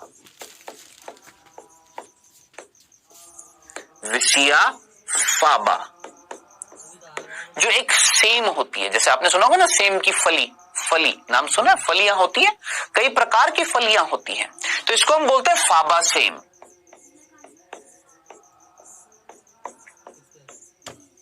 क्या नाम देते हैं? फाबा सेम। तो विसिया फाबा एक पादप है ना? उस प्लांट पर, उस पेड़ पर कार्य किया किसने? टेलर ने। और इसने भी प्रायोगिक प्रमाण दिया था किस चीज का मेरे भाई? कि डीएनए की जो प्रतिकृति है वो कैसी होती है? अर्ध संरक्षी। तो पहले हमने ये देखा कि प्रतिकृति क्या होती है। सुनिएगा, चीजें बहुत इंपॉर्टेंट है, कंफ्यूज करती है, तो ध्यान से सुनना। प्रतिकृति क्या होती है समझ में आया? एक डीएनए से 2 बनाना, 2 से 4 बनाना, 4 से 8 बनाना, 8 से 16 बनाना, इस तरीके से संख्या बढ़ाते जाना, अपनी कॉपी बनाते जाना, क्या कहला रहा है? प्रतिकृति। ठीक है सर। सबसे पहले किसने बताया कि डीएनए प्रतिकृति करता है? आपके वॉटसन और क्रिक ने बताया था। जब उन्होंने मॉडल दिया था ना, द्विकुंडलित प्रारूप दिया था डीएनए का, उसी समय उन्होंने उसी 1953 में बताया कि ये जो डीएनए है, ये जो आनुवांशिक पदार्थ है, ये अपनी कॉपी बनाता है, ये अपनी कॉपी बनाता है। ठीक है, प्रमाण नहीं दिया उन्होंने। ठीक है, बाद में पता लगा कि भैया डीएनए की जो प्रतिकृति होती है ये अर्धसंरक्षी होती है। कैसी होती है? अर्धसंरक्षी होती है। अब ये अर्धसंरक्षी होती है, ये किसने प्रमाणित किया? इन दोनों ने, ये 2 चरणों में। 1958 में ही किसने? मैथ्यू मेसेल्सन और फ्रैंकलिन स्टॉल ने इकोलाई पर कार्य कर और बाद में 1958 में ही टेलर ने कार्य किया किस पे? विसिया फाबा, जिसे हम फाबा सेम बोलते हैं, जो एक फली है। ठीक है, तो कुल मिलाकर इस तरीके से प्रमाणित किया गया था। अब सबसे पहले किसका कार्य देखेंगे बेटा जी? सबसे पहले हम कार्य देखेंगे मैथ्यू मेसेल्सन और फ्रैंकलिन स्टॉल का। उन्होंने इस इकोलाई पर क्या किया, यही तो पढ़ने वाले हैं, यही तो चीज है सबसे इंपॉर्टेंट कि आखिर इन्होंने क्या किया। आइए देखिए, मैथ्यू मेसेल्सन, सिंपल मेसेल्सन, और शॉर्ट फॉर्म में क्या बोलते हैं? और स्टाल का प्रयोग देखते हैं आखिर इन्होंने क्या किया। ध्यान से सुनिएगा बेटा जी। इन्होंने भैया 2 जार लिए, ये 2 जार ले लिए। ठीक है, एक जार में वापस से वही याद आ रहा है, पोषणीय पदार्थ, पोषणीय माध्यम रख लिया यहां पर भी और यहां पर। ये ए जार, ये बी जार, दोनों जार में पोषणीय माध्यम रख दिया। चलो जी सर जी समझ में आ गया। ठीक है, या चलो पहले ए जार की बात करते हैं, या छोड़ो ए जार बी जार जोड़ो, ये फिर कंफ्यूज करेगा। पहले मैं कुछ और बताता हूं, पहले उसको समझते हैं, नहीं तो ये चीज कंफ्यूज कर देगी। आइए समझते हैं पहले। देखिए बेटा, आप सभी अच्छे तरीके से जानते हैं अमोनियम क्लोराइड, अमोनियम क्लोराइड जानते हैं ना? अमोनियम क्लोराइड, जो सामान्य अमोनियम क्लोराइड जो होती है, जो सामान्य रूप से होती है, जिसमें, या मैं यूं बोलूं आपसे, नाइट्रोजन जो होता है ना, अमोनियम क्लोराइड या नाइट्रोजन जो होता है वो कौन सा मिलता है? 14। सामान्य जो नाइट्रोजन होता है वो कौन सा होता है? 14 होता है। लेकिन नाइट्रोजन का एक और आइसोटोप मिलता है, नाइट्रोजन का एक और आइसोटोप मिलता है जो होता है नाइट्रोजन 15। अब 2 प्रकार के नाइट्रोजन है अमोनियम क्लोराइड। एक ऐसा अमोनियम क्लोराइड जो सामान्य रूप से मिलेगा, जो हमारे वातावरण में सामान्य रूप से जो नाइट्रोजन मिलती है कौन सी होती है? नाइट्रोजन 14 होती है। लेकिन उसी का ये एक समस्थानिक, जो यानी उसका आइसोटोप जो भारी होता है, भारी होता है। क्यों? क्योंकि ये है नाइट्रोजन 15, यहां मिल रही नाइट्रोजन 14। समझ में आ गया? तो अमोनियम क्लोराइड 2 प्रकार के हैं हमारे पास, एक है सामान्य रूप से मिलने वाला नाइट्रोजन 14 और एक है नाइट्रोजन 15 जो भारी है, भारी है, नाइट्रोजन 15 मिलती है इसमें। ठीक है, अब देखिए ये मैंने आपको क्यों बताया, कुछ समझाने वाली चीज है, समझने वाली चीज है, ध्यान से सुनिएगा। आप सभी ने ये शब्द सुना है सेंट्रीफ्यूगेशन, या छोड़ो सेंट्रीफ्यूगेशन, जिसको हम अपकेंद्रण बोलते हैं, जानते हैं इसको? सेंट्रीफ्यूगेशन यानी अपकेंद्रण क्या होता है, जानते हैं? नहीं जानते? चलो एक सिंपल सी बात बताता हूं बेटा जी। ये टेस्ट ट्यूब है, इस टेस्ट ट्यूब के अंदर मैंने पानी डाल दिया, चलो जी डाल दिया। अब मैंने इसमें ना मिट्टी डाली, क्या डाली? मिट्टी डाली।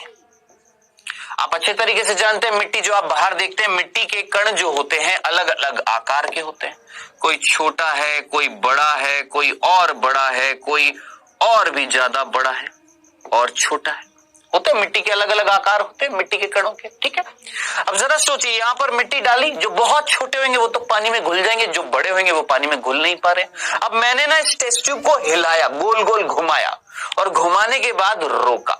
थोड़ी देर बाद मैं देखूंगा जो भारी हैं वो नीचे आ जाएंगे, और जो हल्के हैं वो और ऊपर, और जो हल्के और ऊपर, और जो हल्के और ऊपर। जरा सोचिए, भार के आधार पर, किसके आधार पर? भार के आधार पर। ये प्रक्रिया क्या कहलाएगी? जब भारी पदार्थ नीचे बैठ जाएगा, इसको हम बोलते हैं अवसादन। आप जानते हैं अच्छा तरीके से, सेडिमेंटेशन, अवसादन, जानते हैं ना। तो भार के आधार पर क्या हमने मिट्टी के कणों को बांट दिया, अलग कर दिया। जो सबसे ज्यादा भारी वो बिल्कुल नीचे, जो उससे हल्का वो और ऊपर, और हल्का और ऊपर, और हल्का और ऊपर। जरा सोचिए, भार के आधार पर बांट दिया या नहीं बांट दिया। जो सबसे ज्यादा भारी होएगा वो बिल्कुल नीचे होएगा। इतनी सी बात समझ में आई? इतनी सी बात क्लियर है? ये सारी चीज हम किसमें करते हैं? एक मशीन में, जिसका नाम होता है सेंट्रीफ्यूगल मशीन। अपकेंद्रण यंत्र होता है, जिसमें हम टेस्ट ट्यूब लेते हैं, उस टेस्ट ट्यूब में हम पदार्थ डाल देते हैं या कोशिका डाल देते हैं, और उस कोशिका के अंदर जो भी चीजें होती है उसका अपकेंद्रण करते हैं, आरएनए, डीएनए, इन सभी चीजों का। और जो सबसे भारी होता है वो नीचे आ जाता है, और उससे हल्का और ऊपर, और ऊपर, और ऊपर। जरा सोचिए, इस आधार पर हम जैव अणुओं को क्या कर देते हैं? अलग कर देते हैं या नहीं कर देते? इतनी सी बात समझ में आ गई? ये क्यों बता रहा हूं, रीजन क्या है? क्योंकि यहां पर वो समझना पड़ेगा जो हमारी बुक नहीं बताती है, ठीक है।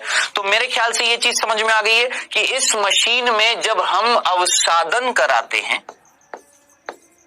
जब हम अवसादन कराते हैं, सेडिमेंटेशन कराते हैं, तो भार के आधार पर हम इन चीजों को क्या कर देते हैं? बांट देते हैं, डिवाइड कर देते हैं, अलग कर देते हैं। जो भारी होएगा वो नीचे, और हल्का और ऊपर, ठीक है। सिंपल। चलें आगे। अब जरा सोचिए, दिमाग लगा, सोचो। मैं आपसे एक सिंपल सी बात पूछता हूं कि भैया, मैंने ये एक टेस्ट ट्यूब ली, पानी डाल दिया, चलो इसमें, ये हमारा विलायक है, और इसमें हमने डीएनए डाल दिया, ठीक है। अब वो जो डीएनए मैंने यहां पर डाला है, यहां पर जो डीएनए डाला है, उस डीएनए में नाइट्रोजन मिल रही है 15।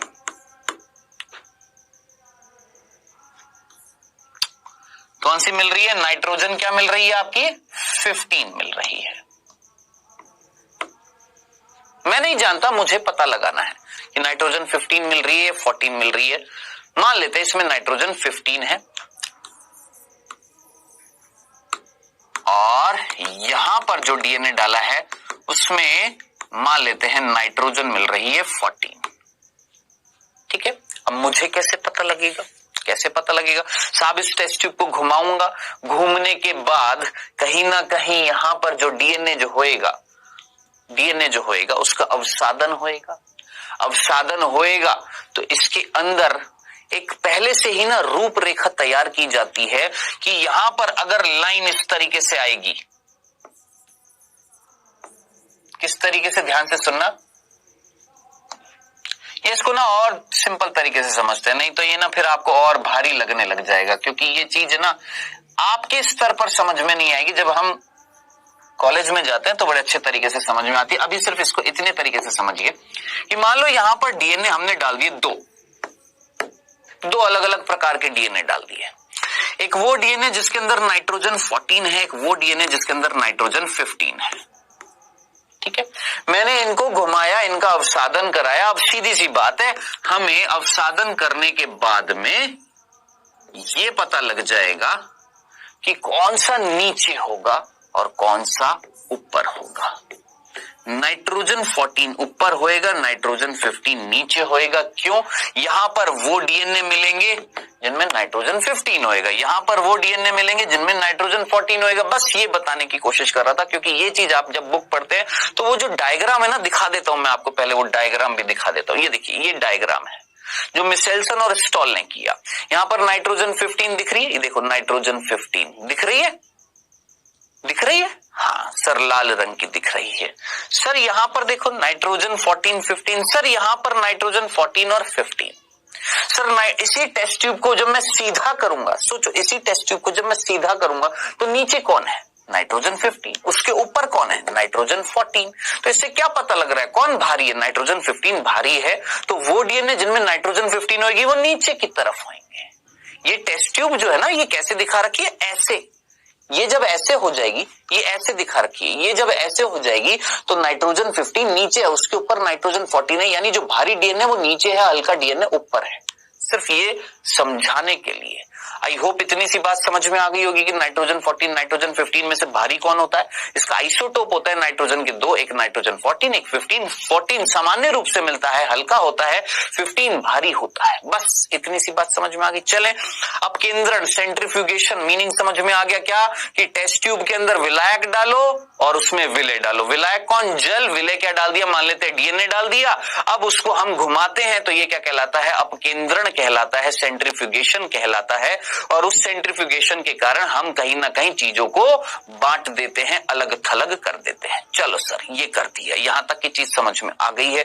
अब सर प्रक्रिया बताओ, ये तो समझ में आ गया। अब सर ये बताओ मिसेल्सन और स्टॉल ने किया क्या था। ये तो समझ में आ गया कि सर अमोनियम क्लोराइड दो प्रकार के ले लिए उन्होंने, एक वो जिसमें नाइट्रोजन 14 है, एक वो जिसमें नाइट्रोजन 15 है। अब किया क्या, अब बालक ऐसा है, इनका काम समझाने का ना, ये जो काम जो इन्होंने कार्य किया था इसको समझाने के लिए थोड़ा सा लगेगा समय, और अगर लगेगा समय तो क्लासेस ओवर हो जाएंगी। इसीलिए इसको मैं यहीं पर रोकता हूं, ठीक है। और एक बार ना मैं रिवाइज करा देता हूं कि आज हमने क्या पढ़ा है, ठीक है। इनका कार्य जो है ना, किसका, मिसेल्सन और स्टॉल का कार्य मैं अगले लेक्चर में बताऊंगा और अच्छे तरीके से, ताकि और अच्छे तरीके से आपको समझ में आए। देखिए आज हमने पढ़ा क्या है वो बताने से पहले एक बार मैं आपको ये और चीज दिखा देता हूं। मिसेल्सन और स्टॉल का ये कार्य कुछ इस तरीके से था जो हमारी बुक्स में दिया होता है। ये डीएनए जिसमें नाइट्रोजन 15 है, फिर उससे दो डीएनए बने, एक में नाइट्रोजन 15 14, उससे फिर ये 4 बने, ठीक है। अब ये चीज कई बच्चों को समझ में नहीं थी, नो टेंशन, आराम से तसल्ली से पूरा बताऊंगा। उसके अलावा एक और चीज बता देता हूं, ये जो प्रतिकृति होती है ना, इसकी प्रक्रिया को कुछ एनिमेशन से कुछ इस तरीके से दिखाते हैं। प्रतिकृति की प्रक्रिया को देखो, डीएनए, सबसे पहले डीएनए को खोल दिया, खोलने के बाद अंदर ही अंदर देखो, यहां पर अंदर ही अंदर नए डीएनए बन रहे हैं, और खोला और डीएनए बनेंगे, और खोलेंगे और अंदर नई रज्जू बनेंगी। समझ में आया, और खोला और अंदर नई रज्जू बन रही है। तो एनिमेशंस मेरे पास बहुत सारे हैं, बात है कि आप समझ रहे हैं या नहीं समझ रहे हैं, ठीक है। तो एक बार मैं बता देता हूं बेटा जी आज मैंने क्या बताया, वापस से सुनना जिनको नहीं समझ में आया है। रेप्लिकेशन, प्रतिकृति क्या होता है, एक प्रक्रिया जिसमें हम एक डीएनए से दो डीएनए बना रहे हैं, 2 से 4 बना रहे हैं, 4 से 8 बना रहे हैं, यानी कुल मिला के डीएनए का गुणन करा रहे हैं, डीएनए का मल्टीप्लिकेशन करा रहे हैं, डीएनए की कॉपी बना रहे हैं। डन, ठीक है। सबसे पहले डीएनए रेप्लिकेशन करता है, ये बात किसने बताई, आपके वॉटसन और क्रिक ने। और डीएनए का रेप्लिकेशन कैसा होता है, अर्ध संरक्षी होता है। इसका प्रमाण किसने दिया, आपके मिसेल्सन और स्टॉल ने।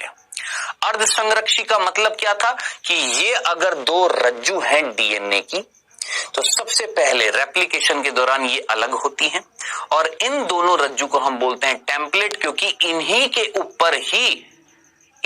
ऊपर एक रज्जू इसके ऊपर बनेगी, एक रज्जू इसके ऊपर बनेगी डीएनए की। तो जरा सोच समझकर मुझे बताएंगे कि ये जो अब डीएनए बनेंगे, दो नए डीएनए बनेंगे, उसमें आधी रज्जू, या मैं बोलूंगा उसमें आधा 50% भाग किसका हुआ, पुराने डीएनए की रज्जू का हो गया, और 50% भाग जो है वो नया डीएनए बना है, नई रज्जू बनी है, ठीक है। यही क्या कहलाता है, अर्ध संरक्षण कहलाता है। अब इसी का ही प्रमाण किसने देना है, मिसेल्सन और स्टॉल ने, जिन्होंने कार्य किया किसके ऊपर, ई कोलाई के ऊपर, और अमोनियम क्लोराइड उन्होंने लिया था, जिसमें नाइट्रोजन भारी ली थी 15 और हल्की ली थी कौन सी, जो सामान्य रूप से मिलती है कौन सी, 14। अब वो 14 और 15 का क्या रोल है नाइट्रोजन का, वो हम उनके एक्सपेरिमेंट से पढ़ेंगे। 1758 में उन्होंने भी दिया था, और 1758 में टेलर ने भी दिया था। किस पर कार्य करके, विसिया फाबा पर, ठीक है। दोनों के कार्य देखेंगे, दोनों के कार्य में से हम पर्टिकुलरली किसका देखेंगे, मिसेल्सन और स्टॉल का कार्य देखेंगे। विसिया फाबा पर जो टेलर ने किया था वो नहीं देखेंगे, वो आराम से समझ में आ जाएगा। जब मिसेल्सन स्टॉल का समझ में आ जाएगा तो ऑटोमेटिक सी बात है टेलर का भी समझ में आ जाएगा कि उन्होंने क्या किया था। डन, चलें आगे। तो ये था बेटा जी आज का सिंपल सा लेक्चर। हम यहीं पर छोड़ रहे। मिशेल्सन और स्टॉल का जो एक्सपेरिमेंट का जो प्रयोग है ना, प्रमाण है, जो प्रायोगिक प्रमाण है, वो हम नेक्स्ट लेक्चर में देखेंगे। ठीक है, अभी समय हुआ है बेटा जी आपके क्विज का। पहला प्रश्न बच्चों आपकी स्क्रीन पर आता हुआ फर्स्ट। डीएनए प्रतिकृति होती है पूर्ण संरक्षी, अर्ध संरक्षी, दोनों ए और बी, या कोई नहीं? सोच समझकर लगाए।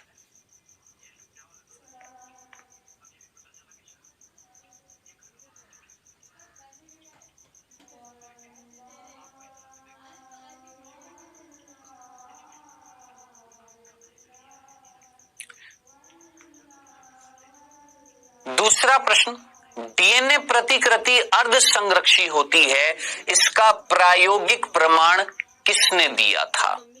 मैथ्यू मिशेल्सन, फ्रैंकलिन स्टॉल, दोनों ए और बी, या कोई नहीं?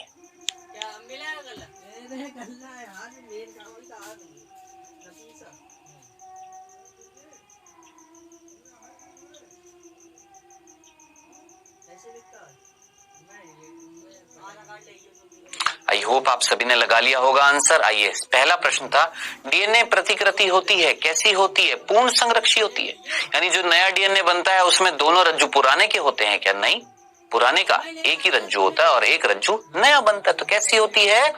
अर्ध संरक्षी होती है। कौन? डीएनए की प्रतिकृति की प्रक्रिया। सिंपल। चलिए दूसरा, डीएनए प्रतिकृति अर्ध संरक्षी होती है, इसका प्रायोगिक प्रमाण किसने दिया था? सर्वप्रथम किसने दिया था? मैथ्यू मिशेल्सन, और उसके साथ साथ कौन? Franklin stall. बाद में टेलर ने दिया था, लेकिन यहां पर ऑप्शन में टेलर नहीं है, यहां पर ये दोनों है और ये दोनों ने दिया था। सबसे पहले तो आंसर क्या हो जाएगा हमारा? दोनों ए और बी। तो आंसर होगा यहां पर सी। ये था सिंपल सा आज का लेक्चर, है ना। कुछ चीजें आज जो बताई हैं इंपॉर्टेंट है, याद रखना। अब नेक्स्ट लेक्चर में जो हम पढ़ने वाले हैं वो मिशेल्सन और स्टॉल का कार्य, जो जब आप बुक पढ़ते हैं तो थोड़ा सा ऊपर से चला जाता है, मैं आपको बताऊंगा अच्छे से। ठीक है, तो नेक्स्ट लेक्चर में मिलेंगे और बात करेंगे किसकी? मिशेल्सन और स्टॉल के एक्सपेरिमेंट की, और साथ ही साथ स्टार्ट करेंगे क्या? प्रतिकृति की जो प्रक्रिया है ना, जो लास्ट में एक हल्का सा मैंने आपको झलक दिखलाई है, उसके बारे में। ठीक है, तो मिलेंगे बेटा जी नेक्स्ट लेक्चर में। Okay then, tata bye bye.